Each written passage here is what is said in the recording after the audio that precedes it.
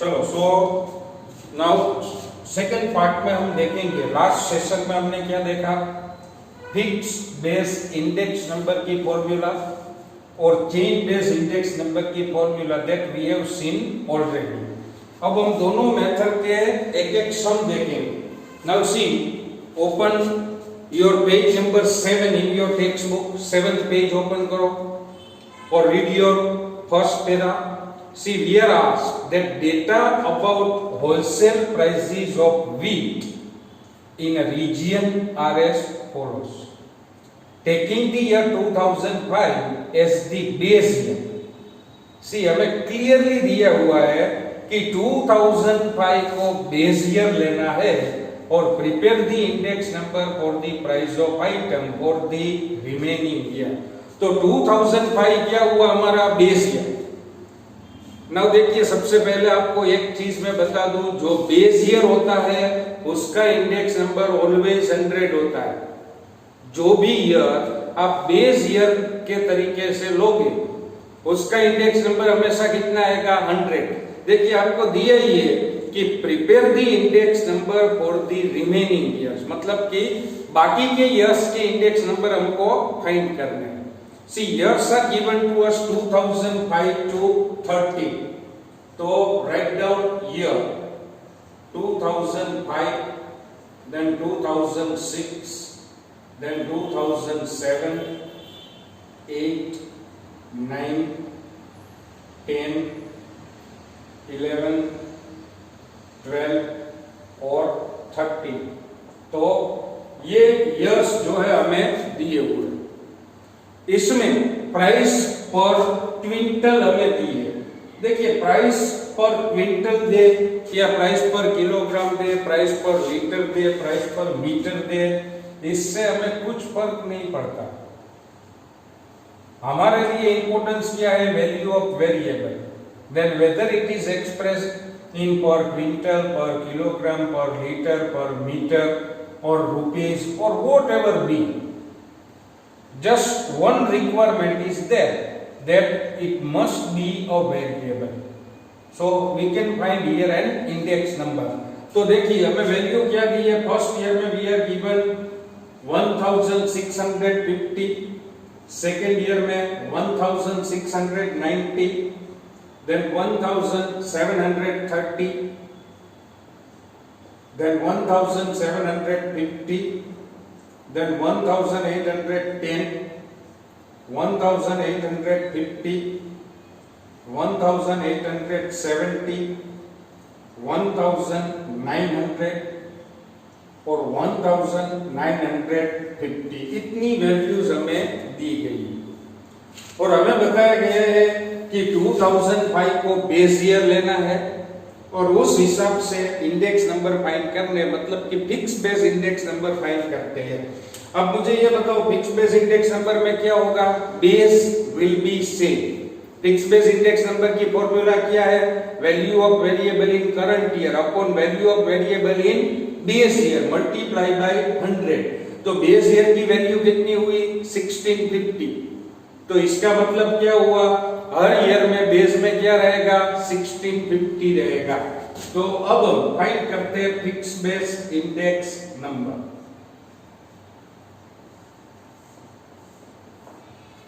तो fix base index number की formula क्या है, P1 अपॉन P0 इंटू 100। अब 2005 हमारा बेस ईयर है, बेस ईयर का इंडेक्स नंबर ऑलवेज 100 होता है। ऐसी it's a rule, it's a principle, क्योंकि बेस ईयर से ही हम स्टार्ट करते हैं, मतलब कि बेस ईयर का परसेंटेज, टोटल परसेंट कितना होता है, 100। तो बेस ईयर का कितना लेना है, always 100। But still if you want to show, then you can show in this way that current year's value, that is 1650 upon base year's value। तो हमारा बेस ईयर भी यही है, तो बेस ईयर्स वैल्यू कितना, 1650 मल्टीप्लाई बाय 100। तो भैया answer कितना होगा, 100 ही होगा। अब सेकेंड ईयर से हम फाइंड करते हैं, दैट इज 2006 से। See, value of variable in current year, value of variable in current year is 1690 upon value of variable in base year 1650, Then for the third year 1730 upon 1650. See हर year में आपका base fix रहना चाहिए, because हम क्या calculate कर रहे हैं, फिक्स बेस इंडेक्स नंबर, तो हमारा बेस कैसा रहेगा, सेम रहेगा. Then 1750 upon 1650 multiplied by 100, then 1810 upon 1650 into 100, then 1850 upon 1650 into 100, then 1870 upon 1650, then 1900 upon 1650, or then 1950 upon 1650 into 100.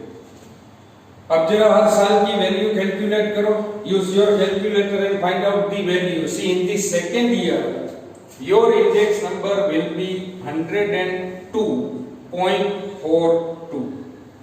In the third year it will be 104.85. Then 106.06. Then 109.70. Then 112.12. Then 113.33. Then 115.15 or 118.18.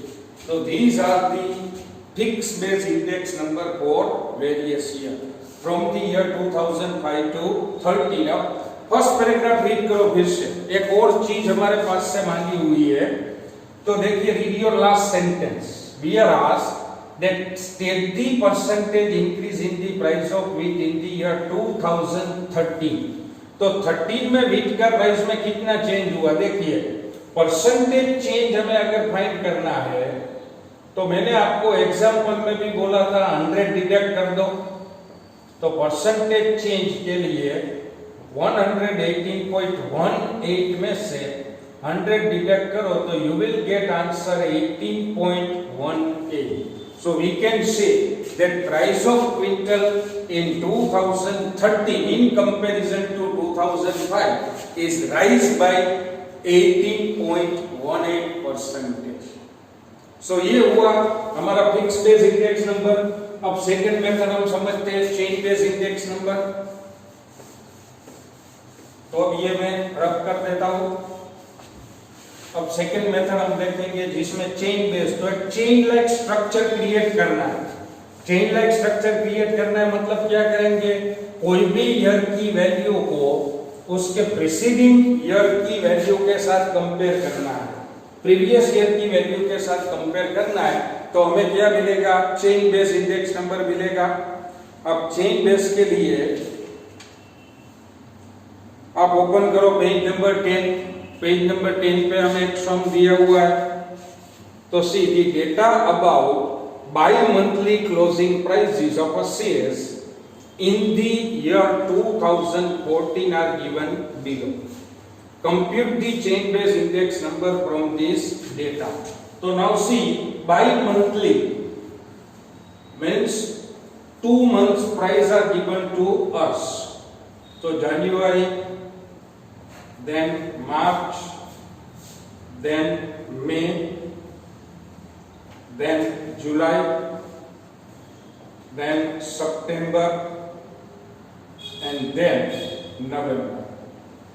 तो bi-monthly closing prices of a shares of a one particular company, limited company के shares जो है हम उसको purchase और cell कर सकते हैं ना गोल्ड में.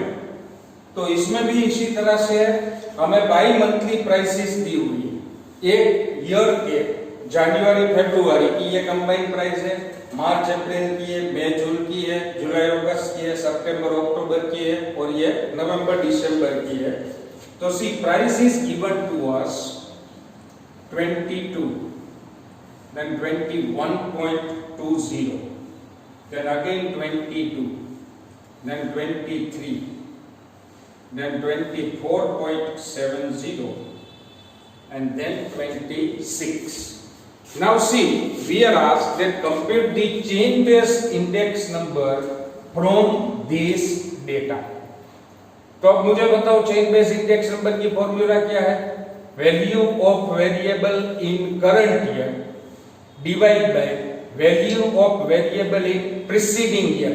प्रीसीडिंग ईयर मतलब क्या? इमीडिएट प्रीवियस ईयर, और मल्टीप्लाई बाय 100. तो हम फाइंड कर सकते हैं चेन बेस्ड इंडेक्स नंबर. अब value of variable in current year means P1, value of variable in preceding year we can take it P0 multiply by 100. अब देखिए इसमें प्रीसीडिंग ईयर की तो वैल्यू हमारे पास है नहीं. जनवरी से पहले लास्ट ईयर में वैल्यू कितनी थी वो दी नहीं है. और जब जब आपको कोई भी क्लैरिफिकेशन या कोई भी इंस्ट्रक्शन दी नहीं है तो इसका मतलब है फर्स्ट ईयर हुआ हमारा बेस ईयर, और बेस ईयर का इंडेक्स हमेशा कितना होगा? 100. You need not show any kind of calculation. See you are not given the value of variable in the preceding period, so here you can assume index number of the first period to be 100. अब हम comparison करेंगे. See value of variable in current period that is 21.20 upon preceding period that is 22 multiply by 100. यहाँ पे होगा 22 upon 21.20 multiply by 100. यहाँ पर होगा 23 upon 22 multiply by 100. यहाँ पर होगा 24.70 upon 23 multiply by 100. और यहाँ पे होगा 26 upon 24.7 multiply by 100. अब जरा कैलकुलेट करो हर ईयर के इंडेक्स नंबर कितने आएंगे. See in March you will get 96.36. In May you will get 103.77. जुलाई में आपको मिलेगा 104.55. बाद में सितंबर में 107.39 और लास्ट नवंबर में 105.26. तो इस तरीके से हम chain based index number find कर सकते हैं. तो चेन बेस्ड इंडेक्स नंबर में क्या करना है? Structure like a chain is to be created. एक चेन जैसा स्ट्रक्चर बनाना है. अगर चेन जैसा स्ट्रक्चर बनाते हैं तो ही हम उसको क्या कह सकते हैं? Chain based index number. अगर हमारा बेस फिक्स हुआ इसी सब में, अगर suppose in each year's value if you are taking 22 as the base, हर साल में अगर आप 22 बेस में लेंगे तो उसे क्या कहेंगे? Fix base index number. तो ये फर्स्ट पॉइंट क्लियर हुआ, how to find out fix base and chain base index number. अब हमें सीखना है कि कन्वर्जन कैसे करते हैं. सपोज हमें फिक्स बेस इंडेक्स नंबर दिया है और हमें उसे कन्वर्ट करना है चेन बेस, या चेन बेस इंडेक्स नंबर दिया है और हमें उसे कन्वर्ट करना है फिक्स बेस. मतलब कि फिक्स का चेन में कन्वर्जन और चेन का फिक्स में कन्वर्जन, मतलब कि वाइस वर्सा. तो अब हम कैसे कन्वर्जन करते हैं वो देखेंगे. तो सबसे पहले कन्वर्जन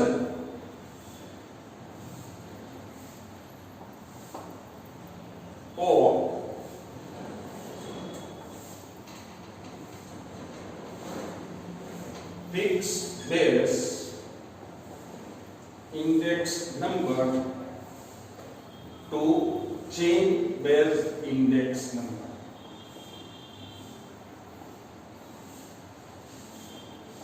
तो समझो कि आपको फिक्स बेस इंडेक्स नंबर दिया गया है and you are asked to convert it into chain base index number, और बाद में इसका वाइस वर्सा मतलब कि इसका उल्टा रूप भी हम सीखेंगे. तो सबसे पहले तो conversion of fix base to chain base. देखिए ये फॉर्मूला में कुछ नहीं, आप चेन बेस का इंडेक्स नंबर का फॉर्मूला ये याद रख सकते हैं. जो चेन बेस में हम फॉर्मूला लेते थे वही इसमें आएगा. तो formula is fix base index number of current year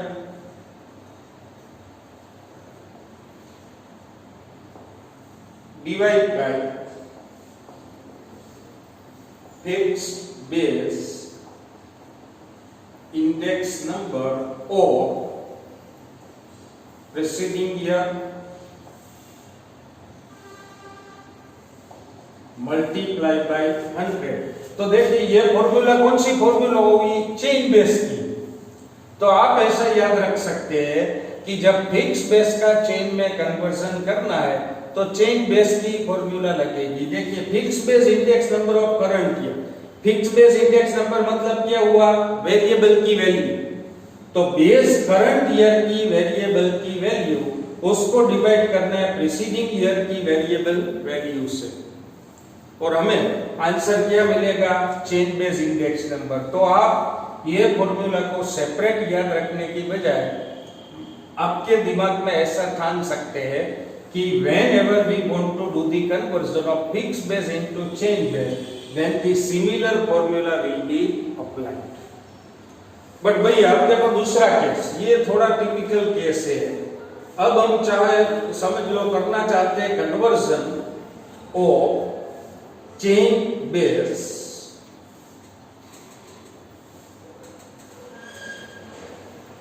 index number two fixed base index number. तो अब हम चेन बेस इंडेक्स नंबर को फिक्स बेस में कन्वर्ट करना चाहते हैं। देखिए चेन बेस को जब फिक्स बेस में कन्वर्ट करना है तो ये थोड़ा टिपिकल है, ये फॉर्मूला आपको लर्न करनी होगी, दिमाग में बिठानी होगी, ठीक है। तो अब देखिए इसकी फॉर्मूला क्या है, तो इसकी फॉर्मूला है chain base index number of current year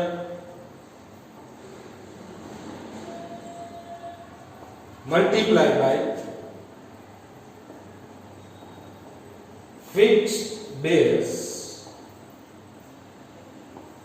index number of preceding year.